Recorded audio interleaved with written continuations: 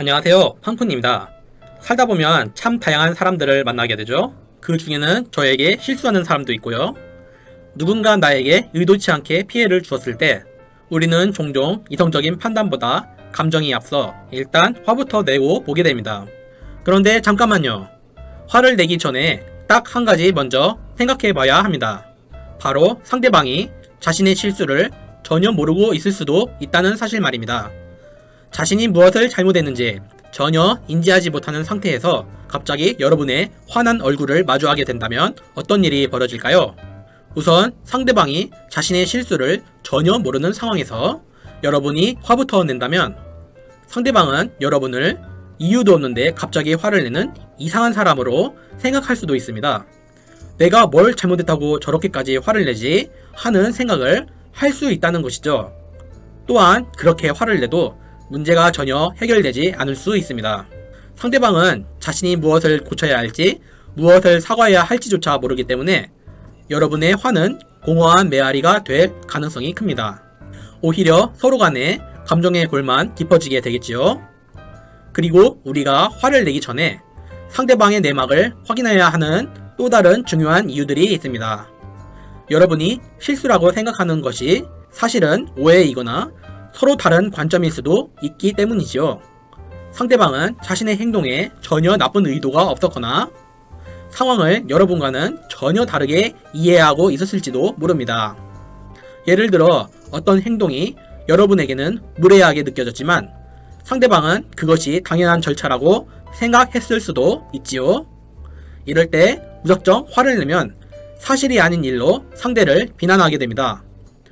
또한 즉각적인 화는 소통의 문을 닫아버리고 갈등을 확대시킬 뿐입니다.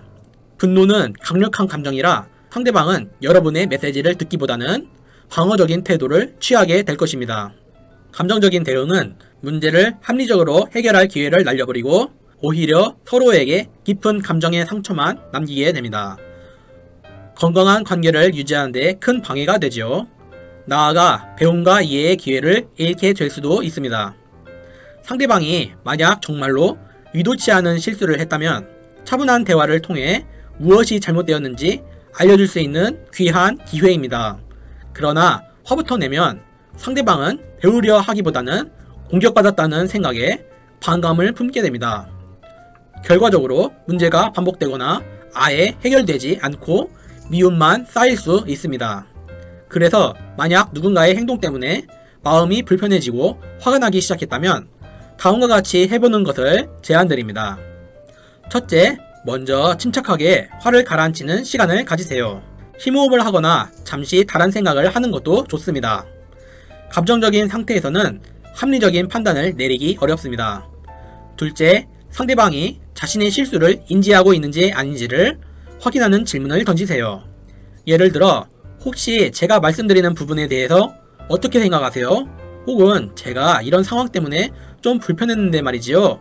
와 같이 조심스럽게 질문을 시작할 수 있습니다.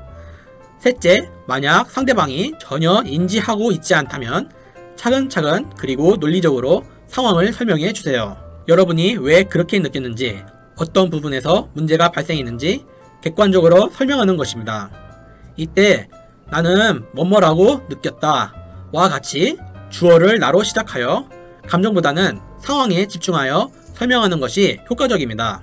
그렇게 되면 상대방은 자신의 실수를 비로소 인지하게 될 것입니다. 그리고 내막을 알게 된 상대방은 자신의 행동에 대해 사과하고 문제를 해결하기 위해 노력할 수 있겠지요. 비난과 분노 대신 이해와 배려의 과정을 통해 우리는 더 나은 해결책을 찾고 건강한 관계를 유지할 수 있습니다. 여러분, 내막을 모르는 상대방에게 무작정 화부터 내는 것은 서로에게 독이 되는 경우가 많습니다. 분노는 당장의 감정을 해소할 수는 있어도 결코 문제의 근본적인 해결책이 되지 못합니다. 대신 잠시 멈춰서서 상대방의 입장을 이해하려 노력하고 차분하게 상황을 설명하는 소통의 지혜를 발휘해보세요. 이는 여러분을 감정적인 사람으로 비추지 않게 할 뿐만 아니라 오해를 풀고 관계를 더욱 튼튼하게 만들어 줄 것입니다. 모든 관계는 결국 소통으로 이루어진다는 사실을 기억하시길 바랄게요. 다음에도 여러분께 도움이 될 만한 영상으로 찾아오겠습니다. 이상 황쿤이었습니다. 감사합니다.